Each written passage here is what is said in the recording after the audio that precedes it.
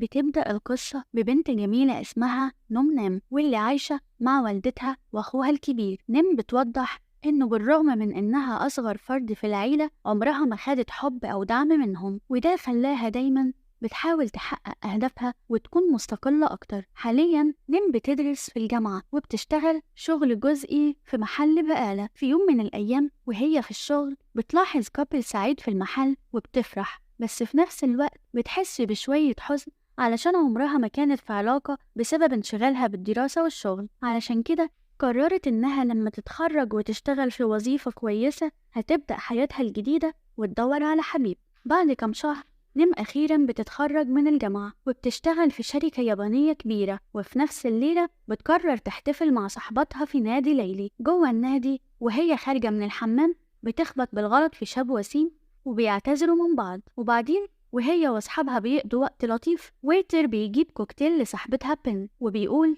إنه من الشاب اللي قاعد وراهم. بعديها بنشوف شاب ياباني اسمه هازوبي وكان معجب ببين، ومعاه شاب ياباني تاني اسمه كوجي واللي خبط في نيم قبل كده. بين ما ضيعتش وقت وقامت تتكلم مع هازوبي وخدت نيم معاها علشان كوجي كان مركز نظره عليها. البنات وصلوا الترابيزة وهازوبي عرض على بين مشروب. كوجي كمان دعا نيم إنها تشرب حاجة لكنها رفضت بأدب وراحت لبعيد، لكن كوجي لحقها فورا وسألها لو كانت دي أول مرة تيجي هنا، وردت إنها أول مرة. بعديها قعد جنبها وقال لها بطريقة مثيرة جدا إنه يقدر يخلي ليلتها ممتعة جدا. ولما سمعت الكلام ده اتوترت وجريت. في الحمام نيم خبطت بالغلط في بنت اسمها أزوكي واللي كانت ايدل يابانية مشهورة. نيم كانت معجبة كبيرة بيها، اتحمست جدا وراحت علشان تخبر بين، بس لما رجعوا يدوروا على أزوكي ما لقوهاش. وبعد شوية بحث نيم شافت كوجي وأزوكي بيبوسوا بعض. ده خلى نيم تحس بالخيانة فقررت إنها تمشي. كوجي لحقها وحاول يوقفها لكنها غضبت عليه وقالت له إنه بلاي بوي، وبعديها دفعته بعيد ورجعت للحمام. وفجأة نيم سمعت صوت جدال بره وشافت أزوكي بتتخانق مع مديرها. اتضح إن ايدل اليابانية عاوزة ليلة هادية، لكن مديرها المسيطر كان بيجبرها إنها تمشي. بعد كده أزوكي دخلت الحمام علشان تهرب من مديرها. نيم استغلت الفرصة وقالت لها إنها معجبة كبيرة بيها وعرضت عليها إنها تساعدها. أزوكي وافقت وخرجت من الحمام وقالت إنها مش عاوزة ترجع مع مديرها. نيم أعطتها شيرت علشان تخفي نفسها وخرجوا سوا، بس وهم بيقربوا من المدخل خبطوا بالغلط في ويتر، فمدير أزوكي لاحظهم وفي حالة ذعر جريوا في النادي لحد ما صادفوا كوجي واللي ساعدهم إنهم يستخبوا. بعدين خدهم للباركينج وساعد أزوكي تهرب بالعربية. وبعديها نيم سألت كوجي عن علاقته بأزوكي فرد وقال إنه حتى ما يعرفهاش، وطلع إن أزوكي طلبت منه يبوسها علشان تهرب من مديرها. لما نيم سمعت الكلام ده ابتسمت وقرروا يروحوا مكان تاني، لكن فجأة والدتها اتصلت وطلبت منها ترجع البيت فورا، وده ضايق نيم علشان كانت لسه بتبدأ تستمتع. بعد شوية كوجي رجعها البيت وبشكل مفاجئ بسها وادالها الكارت بتاعه قبل ما يمشي. نيم جريت أوضتها ورمت نفسها على السرير وهي سعيدة جدا باللي حصل. قررت إنها تبعت رسالة لكوجي، لكن للأسف اكتشفت إن الكارت ضاع، وده أحبطها وخلاها تقلق إنها مش هتشوفه تاني. المشهد بعديها بيتنقل لشهر بعد كده لما نيم بدأت شغلها الجديد كمترجمة. كل الناس في المكتب كانوا مرحبين بيها ما عدا بنت وقحة اسمها بلوي، وقالوا لها إن المدير صارم جدا فلازم تكون في أحسن حالتها. بعديها المدير دعاها إنها تحضر اجتماع مع عميل كمترجمة. لما المدير وصل أخيرا نيم اتفاجئت علشان طلع كوجي، وخلال الاجتماع نيم كانت دايما مركزة على كوجي ولاحظت إنه كمان هو بيبصلها، وده شتتها وخلاها مش قادرة تترجم الكلام بسلاسة. كوجي اتضايق وعمل الترجمة بنفسه. بعد الاجتماع كوجي طلب منها تزوره في مكتبه. لما وصلت قدم نفسه وشرح لها شوية عن الشركة وثقافتها، كمان قال لها إنها محتاجة تطور سرعة الترجمة بتاعتها ويرحب بيها بحرارة في الشركة. وبسبب سلوكه العادي نيم بدأت تتساءل لو كان نسي لقائهم والقبلة اللي حصلت. في المشهد اللي بعده لما نيم رجعت مكتبها بلوي رمت عليها شغل كتير جدا وقالت لها لازم تخلصه قبل ما تمشي، وبسبب كده نيم اضطرت إنها تبقى متأخرة في المكتب. ولحسن الحظ كوجي اللي كان في المكتب لاحظ توترها وعرض يساعدها. قعد جنبها ووضع إيده على إيدها وبدأ يهمس بهدوء معاني كلمات معينة. وخلال الوقت ده نيم كانت متوترة ومتحمسة بسبب قربه منها. بعد ما خلصوا شغلهم عرض عليها يوصلها البيت وهي وافقت. في اليوم التالي بلوي مرة تانية بتدي نيم كمية كبيرة جدا من الشغل بس علشان تعذبها. كل الناس في المكتب كانوا متحمسين لحفلة بتخص الموظفين في المساء، علشان كده نيم اشتغلت بجد طول اليوم علشان تقدر تحضر الحفلة. لكن للأسف لما خلصت شغلها بلوي جابت لها شغل زيادة وقالت إنه ضروري، وعلشان كده نيم المسكينة اضطرت إنها تفوت الغداء. اشتغلت لدرجة إنها بقت مرهقة جدا. في المساء بعد ما كل الناس مشيوا كانت نيم لسه شغالة علشان تخلص المهام، وأثناء ما كانت بتاخد استراحة علشان تعمل لنفسها فنجان قهوة كوجي ظهر فجأة وطلب منها تحضر له كوباية كمان. لما جهزت القهوة وراحت مكتبه قال لها تروح الحفلة معاه بدل ما تقلق على الشغل. نيم حاولت تشرح ليه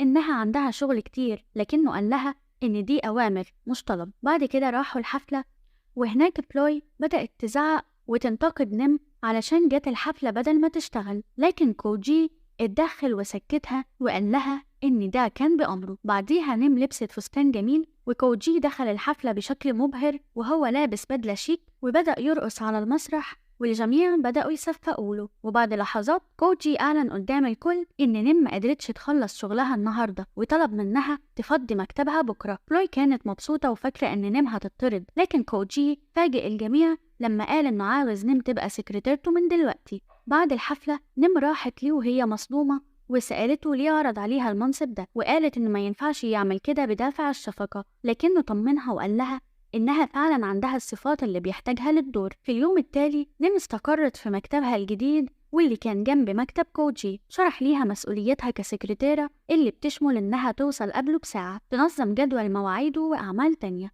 وقال لها إنه مش صارم، لكن وضح إن أي غلطة ممكن تؤدي لإنهاء عملها فورا. وفي نفس اليوم كوجي طلب منها تحجز ليه رحلة عمل لتشانغ ماي. بعد ما خلصت الترتيبات كانت متحمسة علشان تقضي وقت مع صحابها في المساء، لكن فجأة كوجي جرها على عربيته وأصر إنها ترافقه باعتبارها سكرتير. حاولت تقول إنها ما عندهاش تذكرة ولبس كافي للرحلة، لكنه طمنها وقال إنه هيعمل اللازم. لما وصلوا لتشانغ ماي راحوا الفندق، لكن كان في غرفة واحدة بس متوفرة. نيم اقترحت يدوروا على مكان تاني، لكن كوجي قال إن عندهم اجتماع مع عميل بعد كام ساعة وبيحتاج يرتاح، فنيم اضطرت تحجز آخر غرفة متاحة.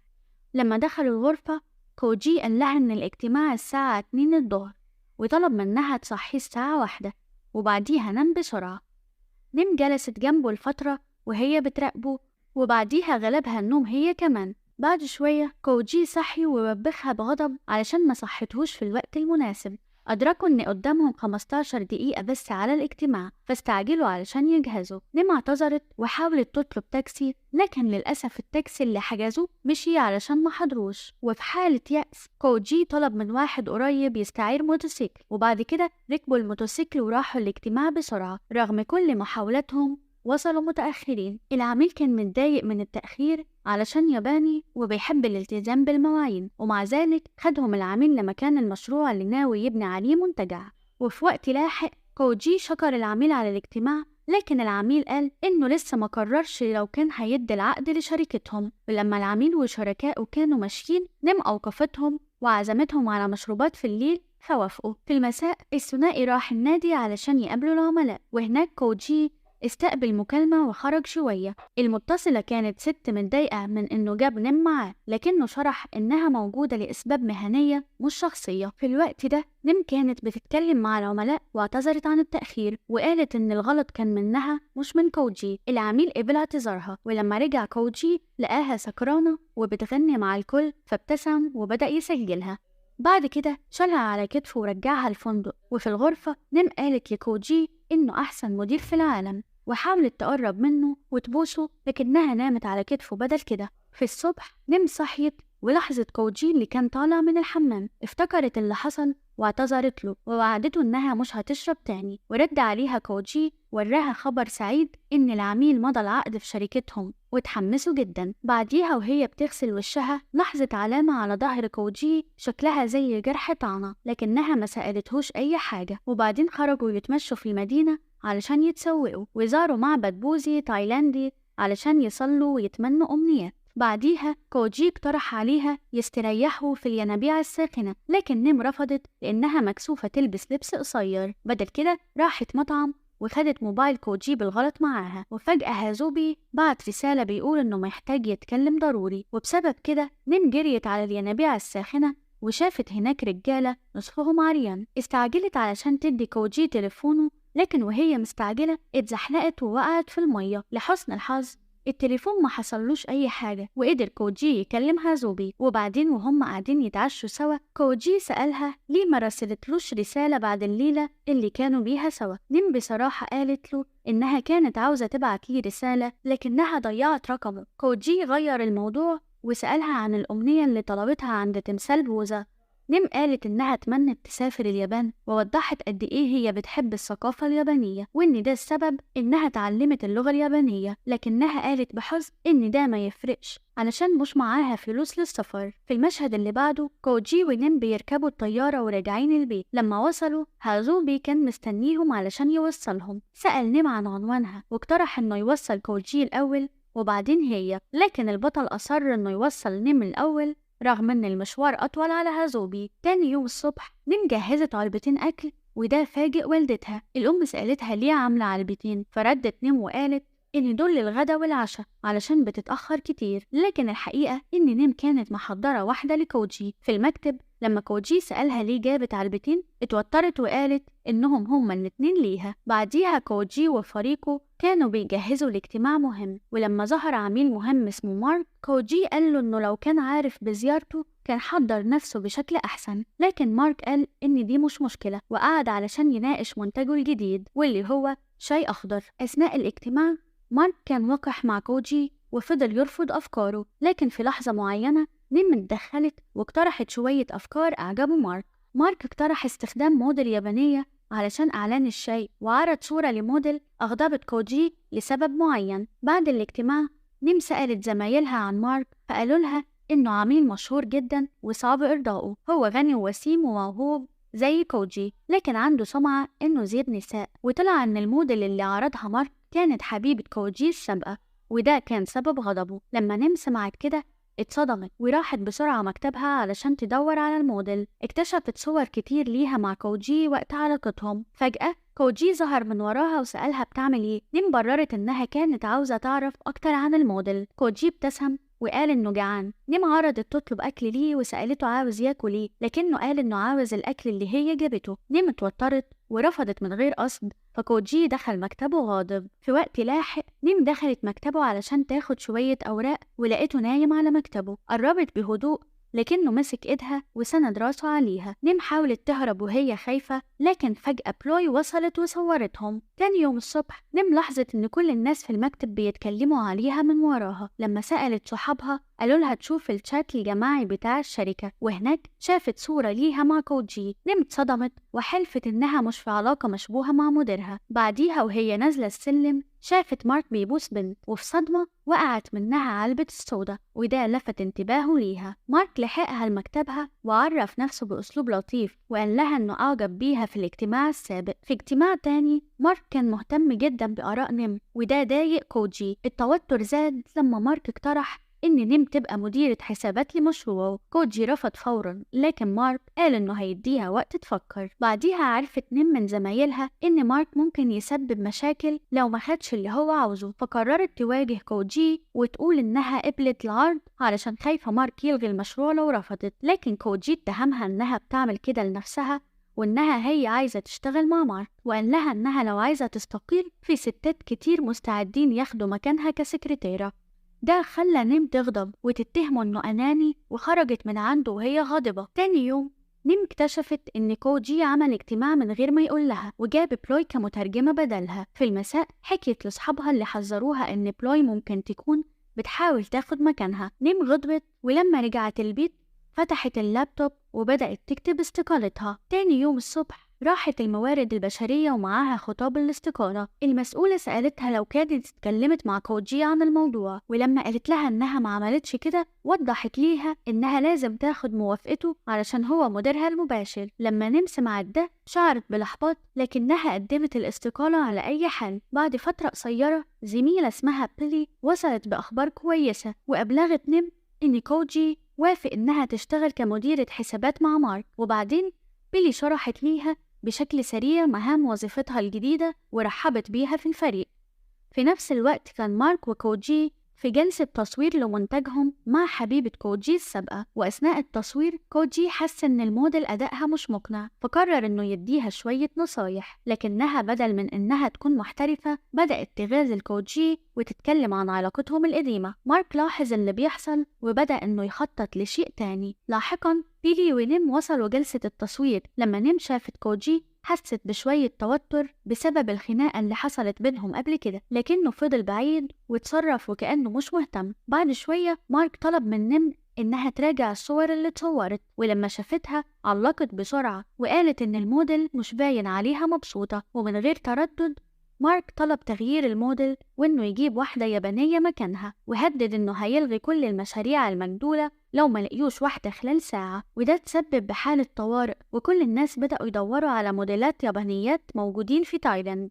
بعد شوية كوجي قال لمارك إنه لقى كم موديل لكن هيحتاجوا يأجلوا الجلسة لليوم التاني. مارك وافق، لكنه حط شرط إن كوجي لازم يركع ويطلب السماح. لما هازوبي سمع ده اتعصب وحاول يتدخل، لكن كوجي أصر إن مش مشكلة، وبعدين شال الجاكيت وبدأ يركع. لكن فجأة نيم ظهرت ومنعته. أعلنت إنها لقت موديل جديدة، والموديل دي كانت آيدل بوب مشهورة واسمها آزوكي. الكل اتفاجئ لما شافها ومارك وافق فورا. وأثناء جلسة التصوير آزوكي قدمت أداء رائع جدا ونيم شكرتها على مساعدتها. بره مارك شاف نيم لوحدها وحضنها بقوة وقال لها شكرا. لما كوجي شاف ده جري عليهم ومنع مارك إنه يلمسها، وده اتسبب في خناقة تانية ما بينهم، ونيم مشيت وهي بتعيط. بعد شوية نيم استلمت رسالة فيها دعوة للعشاء من مارك رغم إنها ما ادتهوش رقمها، وفي حيرة اتكلمت مع بيلي واللي اعترفت إنها أعطت رقمها لمارك وطلبت منها ما ترفضش الدعوة علشان ما تزعلش مارك وتأثر على المشروع. اليوم اللي بعده بطلتنا المحبطة طلبت نصيحة من هازوبي، كانت عاوزة تعرف إيه أحسن حل ممكن تعمله. هازوبي قال لها إن الشخص الياباني لما يركع من غير ما يكون غلطان ده تصرف معناه تضحية كبيرة، وإن استعداد كوجي للركوع كان تضحية علشان شغلهم. نصحها إنها تتكلم مع كوجي وتحل الخلاف بينهم علشان يقدروا يشتغلوا مع بعض بشكل كويس. بعديها وهي بتجهز علشان تروح العشاء مع مارك وقفت عند مكتب كوجي الأول. كوجي مسك إيدها وطلب منها ما تروحش، لكنها أصرت وقالت إنها ما عندهاش خيار تاني. وبعديها راحت لمكان مارك واللي حاول يقرب منها، وفي اللحظة دي كوجي ظهر واتضايق جدا لما شافهم مع بعض. رجع لمكتبه وهو متضايق، بينما مارك خد نيم وراح المطعم. الراجل الغريب ده سألها لو كانت بتوعد كوجي علشان الفلوس. السؤال ده ضايق نيم جدا وردت عليه إنها هي وكوجي مش في علاقة. مارك قال لها إنها بتحاول تظهر صعبة المنال وده خلاه معجب بيها أكتر. لما سمعته نيم حست بعدم ارتياح ومشيت. تاني يوم لما وصلت المكتب لاحظت إن الكل بيتكلم عنها. اكتشفت إن بلوي صورتها وهي مع مارك ونشرت الصورة في جروب الشركة. وبعدين هازوبي ورى كوجي الصور ووضح ليه إن بلوي عاملة مشاكل الفترة دي. ده ضايق كوجي جدا وطلب من بلوي ونيم يدخلوا مكتبه. وبخ بلوي على نشر الصور وإحراج نيم، وحاولت تدافع عن نفسها وقالت إنها عملت كده علشان مصلحة الشركة، وادعت إن نيم بتعمل مشاكل من يوم ما وصلت. لكن كوجي قال لها ما تصورش حد من غير إذنه في المستقبل. وبعد ما خرجت كوجي نصح نيم إنها ما تقربش من العملاء بزيادة علشان ده ممكن يتفسر بشكل غلط من الناس. بعد شوية وهي بره مارك ظهر تاني وحاول يقرب منها، وللأسف كوجي شافهم في وضع مريب.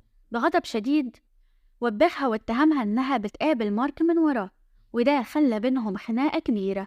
في الليل كوجي كان في المكتب بيشتغل مع هازوبي، لكن نيم كانت شغلة تفكيره وفجأة وقع من التعب وهازوبي جري علشان يساعده. تاني يوم نيم سمعت من زملائها إن كوجي مريض وإنه مرحش الشغل، وبعدين هازوبي طلب منها تمر على بيت كوجي علشان تاخد توقيعه على شوية أوراق. في الأول كانت مترددة، لكن لما أصر عليها هازوبي إن الموضوع مهم وافقت. وفي الطريق قررت تجيب له أدوية وأكل. لما وصلت شقته اتفاجئت إنه كان من غير قميص، وده خلاها تحس بشوية خجل. لما لاحظ كوجي ده ابتسم وبدأ يغيظها. نيم طلبت منه يلبس، لكنه دعاها تدخل الأول. ولما دخلت سلمته مستندات وجلس على الكنبة وبدأ يوقع عليها واحدة واحدة. وأثناء كده لاحظ خطاب الاستقالة بتاعها وزعل جدا. اترجاها إنها ما تستقلش ووعدها إنه مش هيزعق ليها تاني. لما سمعت الكلام ده قررت نيم إنها تبقى وتسحب خطاب الاستقالة، وبعدين طلبت منه إنه ياكل الشوربة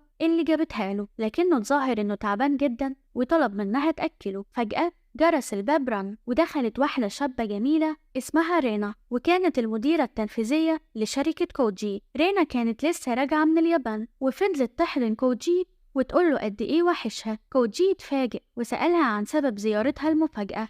رينا وضحت إنها جاية علشان تعمل تفتيش على الشغل، وقررت إنها تفضل عنده بدل ما تروح الفندق. كوجي عرفها على نيم ونيم قالت لها هاي، لكن رينا تجاهلتها تماما وفضلت تتعلق بكوجي اللي كان شكله غير مرتاح خالص. لما شافت كده نيم حست إنها مش في مكانها وخرجت. اليوم التاني في الشغل رينا وصلت والكل علق على جمالها وقالوا إن رئيسهم كوجي يستاهل واحدة زيها. التعليقات دي أزعجت نيم جدا، لكنها حاولت تبان إنها متماسكة. وبعدين في اجتماع رينا أعلنت إنها جاية من المكتب الرئيسي علشان تعمل التدقيق السنوي على الشغل. بعد الاجتماع طلبت من نيم تجيب لها قهوة لمكتب كوجي. لما نيم دخلت المكتب بالقهوة اتصدمت لما شافت كوجي ورينا بيبوسوا بعض، وهي حزينة حطت الصينية بهدوء على الطاولة وخرجت من غير ما تقول أي حاجة. بعد الموقف ده نيم اتجنبت كوجي طول اليوم. اليوم اللي بعده في الشغل رينا بدأت تنتقد شغل نيم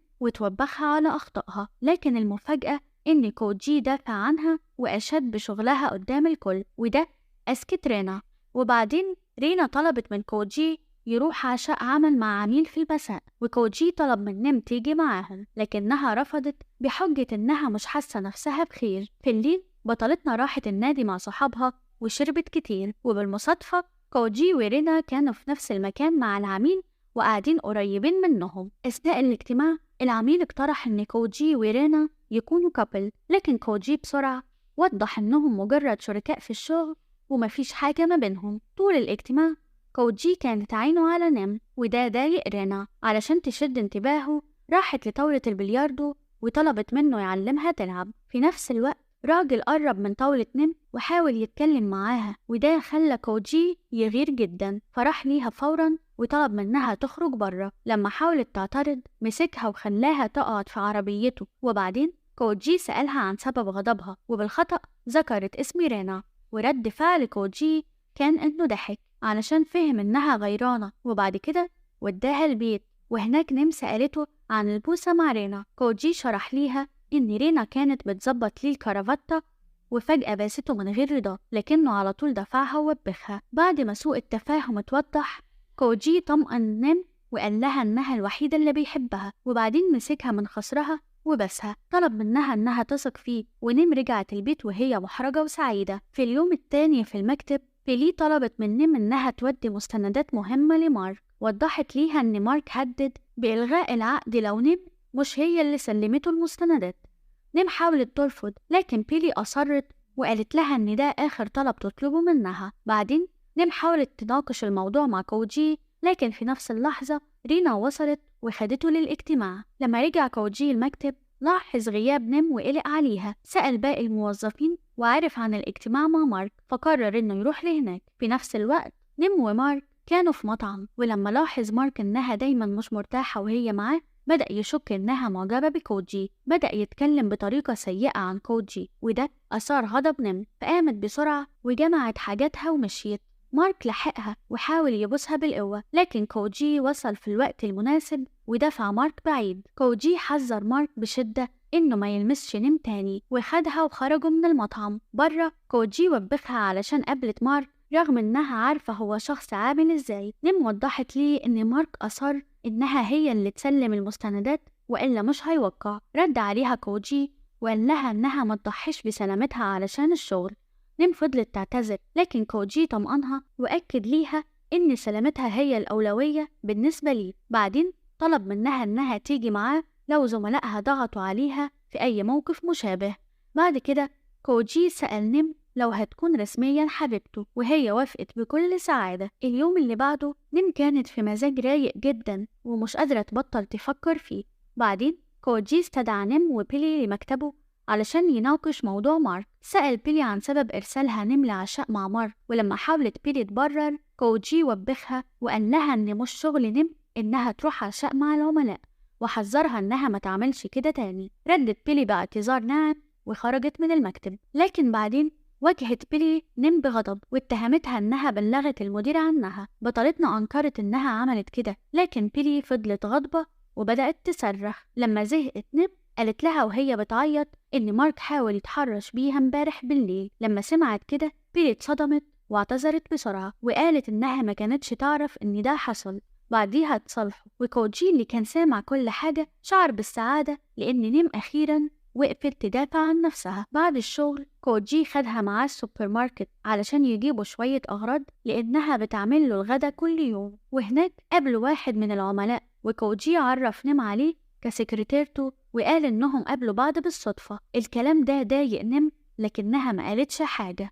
في الليل نيم رجعت البيت متأخر، وده خلى أمها تقلق. شرحت ليها إنها كانت مع مديرها. والدتها القلقة نصحتها إنها ما تتقربش منه أكتر من اللازم علشان في كتير من الرجال اليابانيين بيحتفظوا بنساء تايلانديات كعاشقات مع الاحتفاظ بعائلاتهم في اليابان. لكن نيم رفضت كلام أمها وكانت واثقة إن كوجي مش كده. اليوم التالي في المكتب نيم قابلت رينا في الحمام. كالعادة رينا كانت متعجرفة وغير لطيفة. سألتها بشكل مباشر لو كانت على علاقة مع كوجي، لكن نيم مردتش.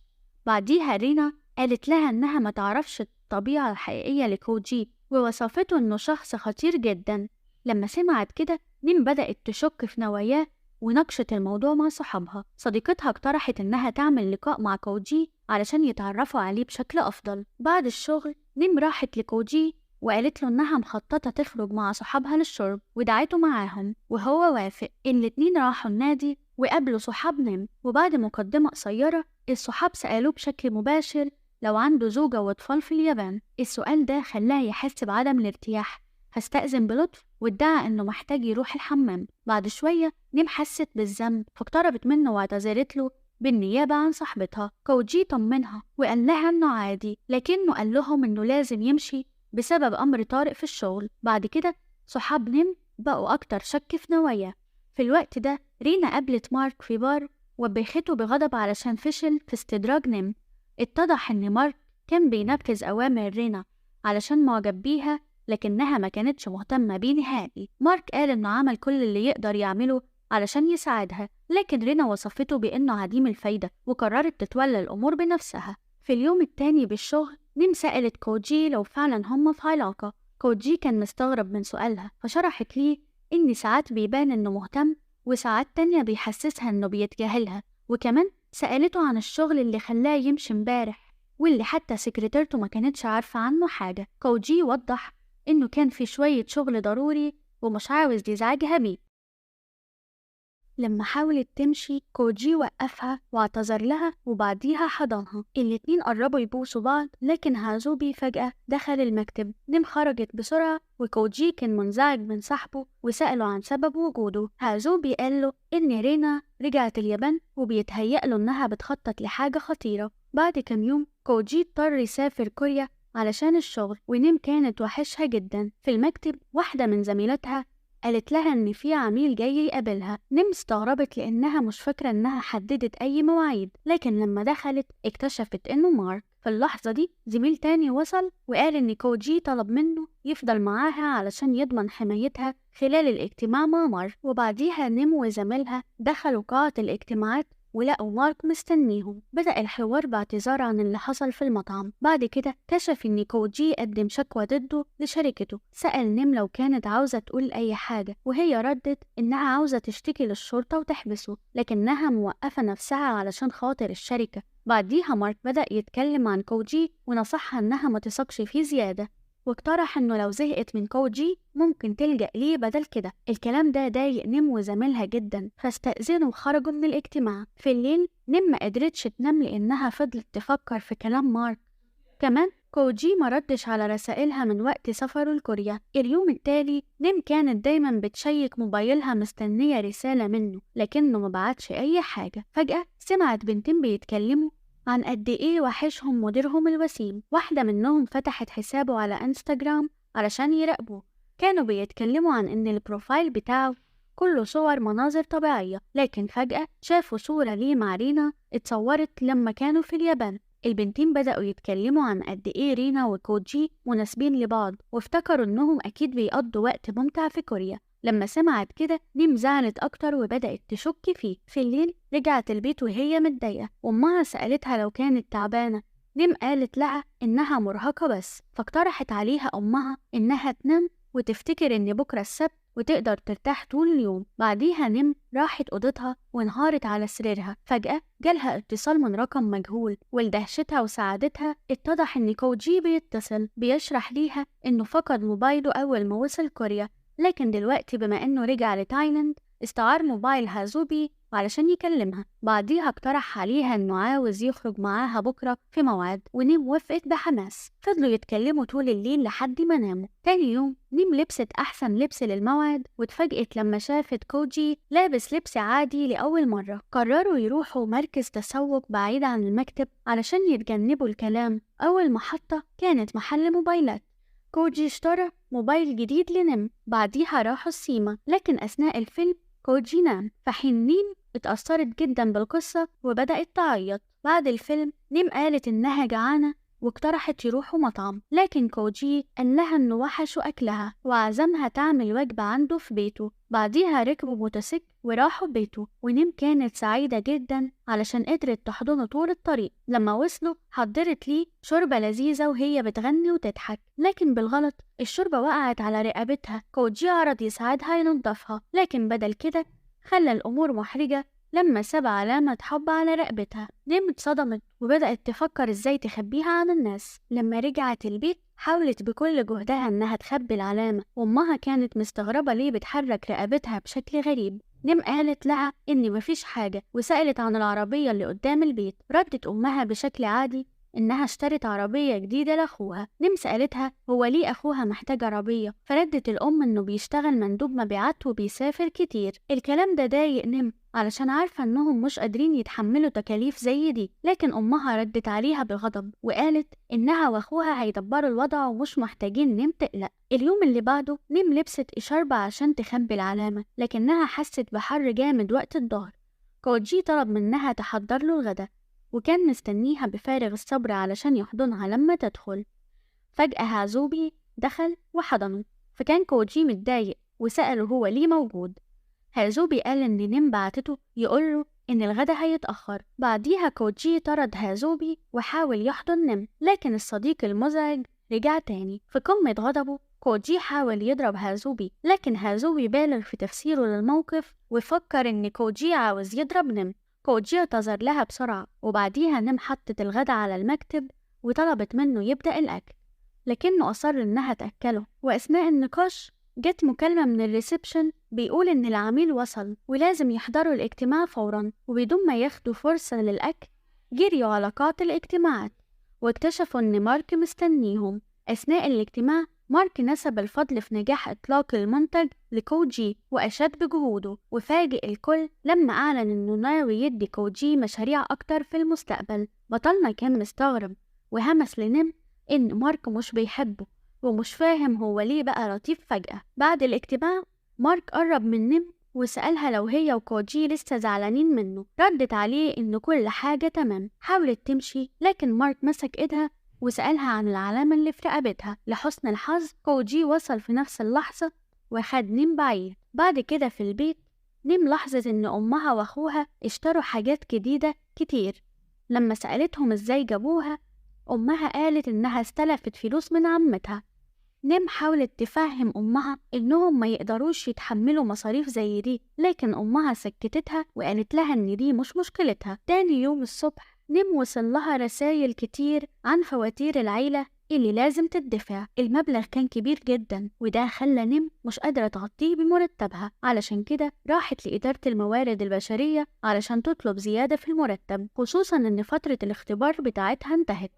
لكن الموظفة قالت لها إنها لازم تكلم المدير بتاعها بخصوص الموضوع. بعد الشغل نيم خرجت مع كوجي علشان يتعشوا سوا. حاولت تتكلم معاه عن الزيادة في المرتب، لكن فجأة عمتها اتصلت. العمة قالت لنيم إن أمها استلفت مبلغ كبير وعايزاها تسدده قريب. نيم طمنت عمتها وقالت لها إنها هتدبر الموضوع وقفلت السكة. لما رجعت للترابيزة كوجي قال لها خبر سيء، وهو إن الشركة قررت تقلل الميزانية للنص. لما سمعت كده نيم كانت حزينة جدا وما قدرتش تطلب الزيادة، وعلشان مضطرة بدأت تدور على شغل إضافي من وراه. وفي اليوم اللي بعده كوجي لاحظ إنها متضايقة وحاول يعرف السبب، لكنها ما قالتش حاجة. حتى في المكتب كانت بتعمل شغلها الإضافي في السر من غير ما حد يعرف. أثناء الغدا واحد من زمايلها عزمها على مطعم جديد وسعر الأكل فيه معقول، لكنها رفضت وقالت إنها مش جعانة وكملت شغل. بعديها لما كوجي كان بيوصلها البيت طلب منها تروح معاه السوبر ماركت تجيب حاجات، لكنها قالت له إنها تعبانة وعاوزة ترجع البيت. بعديها على طول نيم راحت الكافيه وبدأت شغلها في الوظيفة الإضافية. بعد شوية كوجي كلمها وسألها هي بتعمل ايه، لكنها كدبت وقالت إنها رايحة تنام. رد عليها إنه بيتمنى ليها الاهتمام بنفسها وقفل الخط. بعد كده بنشوفه واقف قدام الكافيه وباصص لنيم بنظرة حزينة. تاني يوم نيم راحت مكتب كوجي ومعاها شوية ملفات. لاحظ إن شكلها مرهق وسألها مالها، لكنها أصرت إنها بخير. وهي بتحاول تسيب المكتب فجأة بقت رؤيتها ضبابية ووقعت على الأرض، لكن لحسن الحظ كوجي لحقها في آخر لحظة وخدها المستشفى. لما نيم صحيت كوجي شرح لها إن العمل الزايد والضغط النفسي هما اللي خلوها تفقد وعيها، وقال لها إن عنده رحلة لليابان لاجتماع مع عميل، ونصحها تاخد شوية أيام راحة. بعديها حضنها وطمنها إنها تقدر تتكلم معاه لو عندها أي مشكلة. في الليل لما رجعت البيت أمها كانت غاضبة بسبب تأخيرها. نيم حاولت تتجاهلها وخشت أوضتها، لكن أمها فضلت تصرخ وسألتها لو كانت برا مع مديرها تاني. هنا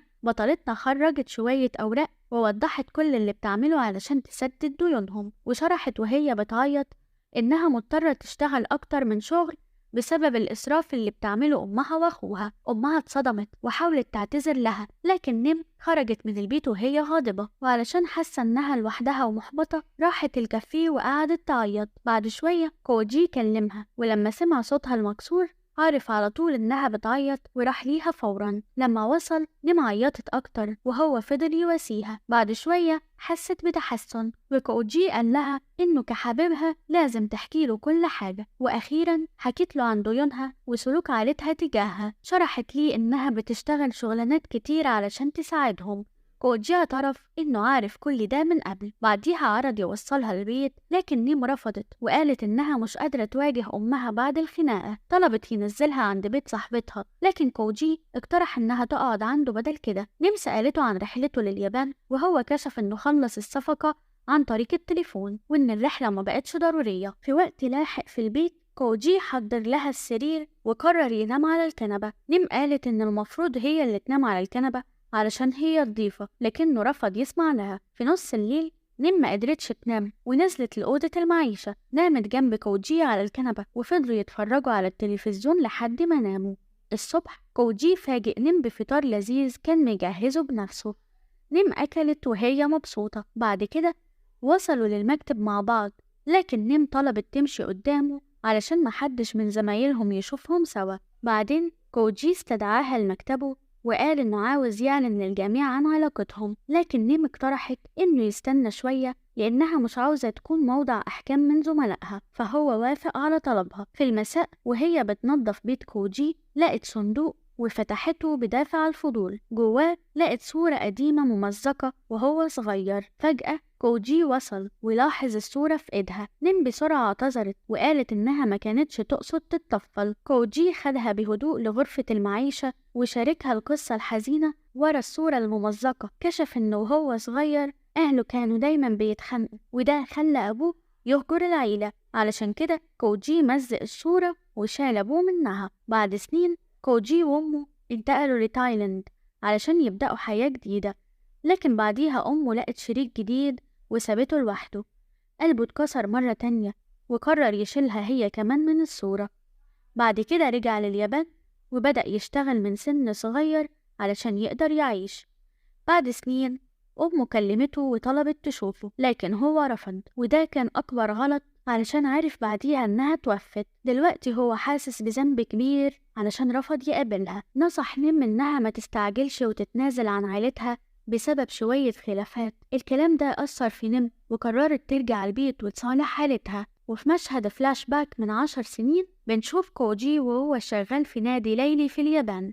وقتها كان بيكافح وبيشتغل بجهد علشان يعيش. في يوم مديره أشار ليه على ست وقال له إنه لو عاوز يتقدم في حياته لازم يتقرب منها لأنها بنت ملياردير. كوجي لاحظ رينا وهي قاعدة لوحدها في البار وبتشرب. في الحاضر كوجي وصل نيم لبيتها. لما دخلت أمها وأخوها كانوا متأثرين جدا لما شافوها. التلاتة حضنوا بعض وتصالحوا. في نفس الوقت كوجي شاف المشهد ده من بعيد وحس بالسعادة لحبيبته. جوه البيت أم نيم وأخوها اعتذروا عن المعاناة اللي مرت بيها بسببهم، وأخوها وعد إنه هيبيع العربية علشان يسدد القرض. اعترف إنه ممكن ما يكونش ذكي زي نيم، لكن عازم يشتغل بجد ويساعد عيلته. أمها كمان اعتذرت عن أنانيتها وإنها ما فكرتش في بنتها. نيم انفجرت في البكاء وهي بتسمع ده واتفاهمت مع عيلتها. بعد كده راحت أوضتها وكلمت كوجي علشان تحكي له عن اللي حصل. كوجي كان سعيد لما سمع إنها حلت مشكلتها وصلحت عيلتها، وقال لها إنه حط مفتاح شقته في شنطتها وطلب منها تزوره في أي وقت تحب. لكن وهو بيقفل السكة بص وشاف رينا عنده في البيت. غضب وسألها هي بتعمل ايه هنا، لكن رينا حذرته إنه ما يبقاش وقح معاها وهددته إنه لو ما فعلش زي ما هي بتقول هتكشف سر ليه لنيم. تاني يوم رينا صدمت الجميع ودخلت المكتب مع كوجي وقالت إنها المدير التنفيذي الجديد للشركة. بعد كده في اجتماع رينا اتهمت نيم إنها تخلت عن شغلها كمترجمة علشان تبقى سكرتيرة كوجي، وقالت إن في ضغط شديد في قسم الترجمة وقررت ترجع نيم لموقعها الأصلي. لما سمع كوجي بده غضب وقال إنه مش قادر يعمل كل حاجة لوحده، لكن رينا قالت إنها هتساعده يلاقي سكرتير جديد علشان يتجنبوا أي مشاكل. بطلتنا قررت تتطوع وتعلن إنها مستعدة تشتغل كمترجمة تاني. في المشهد اللي بعده نيم اتنقلت لموقعها القديم ولازم تتحمل كل الضغوط تاني. كلوي فضلت تضغط عليها بتكليفها بمهام لا نهائية، لكن جوجي كان يجي يزور نيم بين الشغل ويشجعها بكلمات صغيرة مكتوبة. في المساء بعد الشغل نيم راحت لبيت كوجي علشان تحضر له العشاء، لكنها اتضايقت لما شافت كوب مع علامات أحمر شفاها عليه. لما كوجي رجع البيت سألته لو كانت رينا موجودة وهو أكد لها إنها موجودة. بعديها حاولت تسيب المكان، لكن كوجي وقفها وطمنها إن مفيش أي حاجة حصلت بينه وبينها.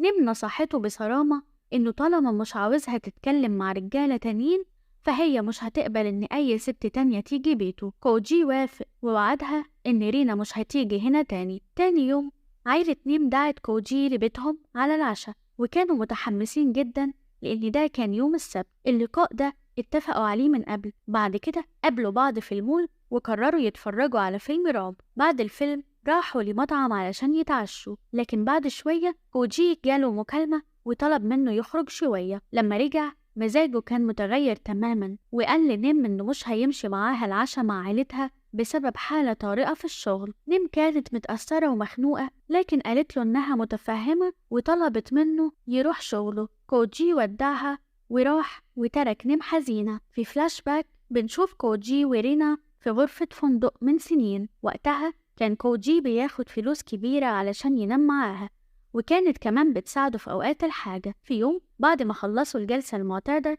كوجي سأل رينا لو كانت فكرت في إنها يكون عندها حبيب حقيقي، لكنها ضحكت وقالت إنها مش عاوزة غير إنها تكون معاه. قالت له إنه شخص خطر وإنها مش عايزة تحبه. لما سمع كوجي كده قال إنه مفيش مشكلة، لكنه كان قلقان إنها تتأذى. في الحاضر نيم رجعت البيت حزينة وأمها سألتها عن كوجي.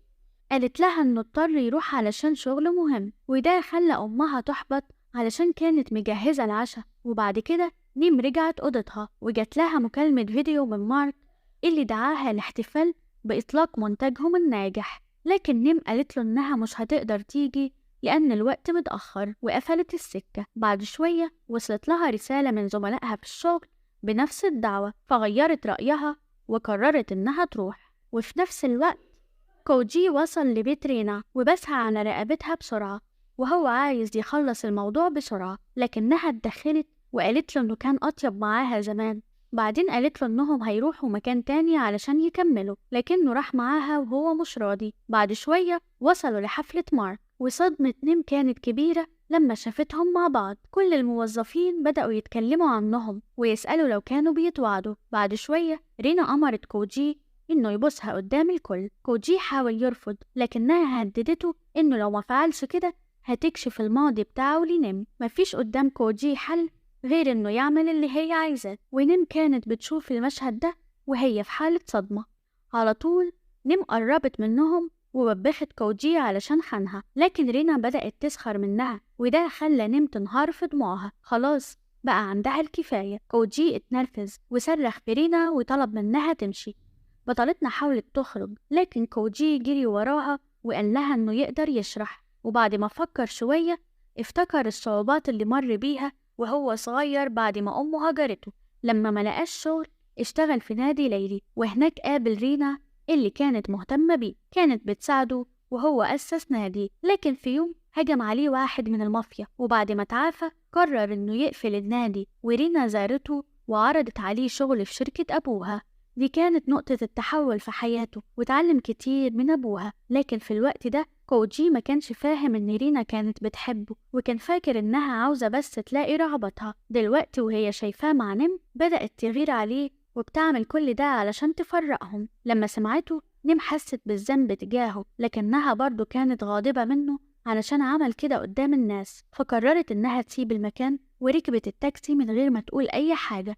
كوجي ما كانش قادر يوقفها وفضل يراقبها وهو حزين. وبعد ما وصلت بيتها نيم ما خرجتش من أوضتها لعدة أيام. قالت لأمها إنها قررت تستقيل من شغلها، وأمها طمنتها وقالت لها إنها ما تشيلش هم الأمور المالية علشان أخوها حاليا وضعه كويس، لكنها نصحتها إنها تتكلم مع كوجي قبل ما تاخد قرار زي ده. نيم نزلت تحت ولقت كوجي مستنيها، خرجوا مع بعض وهو بيعيط وبيترجى إنها تسامحه.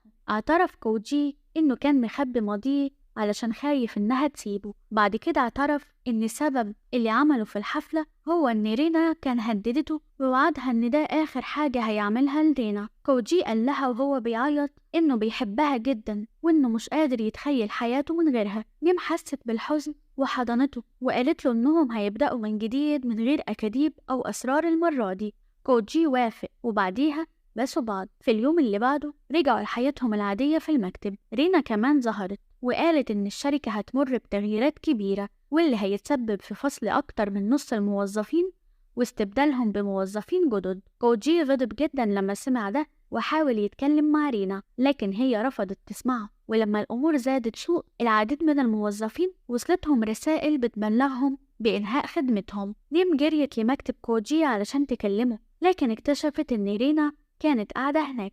بعديها رينا قالت لها لو عاوزة تنقذ الباقيين لازم هي تستقيل.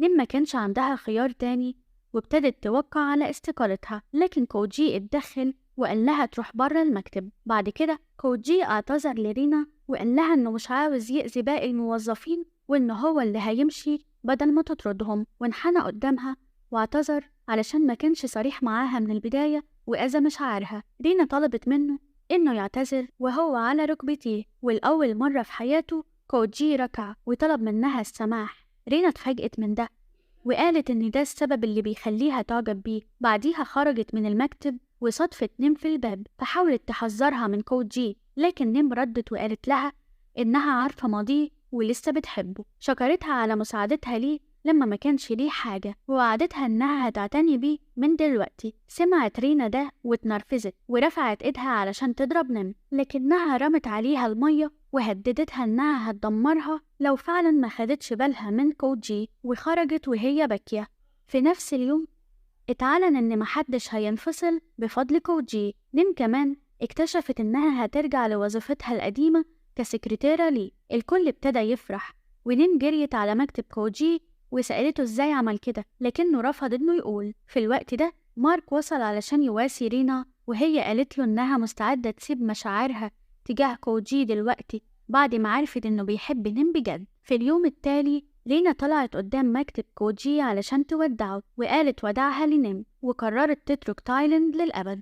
ومع رحيل رينا الكابل كان مبسوط، ونيم أخيرا خدت كوجي لبيتها علشان تقدمه لعيلتها، وكلهم كانوا فرحانين. الشيء الوحيد اللي كانت نيم قلقانة منه هو إن بعض العملاء الشابات كانوا لسه بيلطشوا في كوجي وهم فاكرين إنه لسه أعزب. في الوقت ده كوجي كان بيعمل حاجات علشان يخلي نيم تغير من وقت للتاني، وفي يوم نيم حكت لأصحابها عن علاقتها بكوجي، فاقترحوا إنها تخليه يغير علشان يلاحظ أهميتها في حياته. في المساء كل الموظفين كانوا في حفلة المكتب، وكان مارك موجود. نيم راحت علشان تخلي كوجي يغير. مارك زي ما هو متوقع وافق، وابتدوا يتقربوا. لما شافهم كوجي مع بعض غير على طول، وراح لهم بسرعة وخد يد نيم ووبخ مارك بشدة وطلب منه يبعد عن خطيبته. بعديها نيم ومارك انفجروا من الضحك، وكوجي فهم إنها كانت حيلة. بعديها أعلن قدام الجميع في الشركة إن هو ونيم في علاقة، والكل صفق لهم. وبعديها الكابل باسوا بعض قدام الكل. في المشهد الأخير كانوا في حديقة، وكوجي مستريح على رجليها وسألها ليه دايما بتشوف نفس الصور. نيم ردت وقالت له إنها بتحبها، وبعدين كوجي فاجئها وقال لها إنها تحجز تذاكر لليابان ليهم هما الاتنين. نيم اتفاجئت وسألته لو ده شغل، لكنه قال لها إنه لعطلة، وقال إنه عاوز يحقق حلمها في زيارة اليابان. لما سمعت ده نيم وافقت بفرح، ومعاها بدأوا يخططوا لرحلتهم المثيرة. وفي كده قصتنا بتنتهي. أتمنى تكون عجبتكم، وأتمنى تدوني رأيكم في التعليقات. بحبكم قوي. باي باي.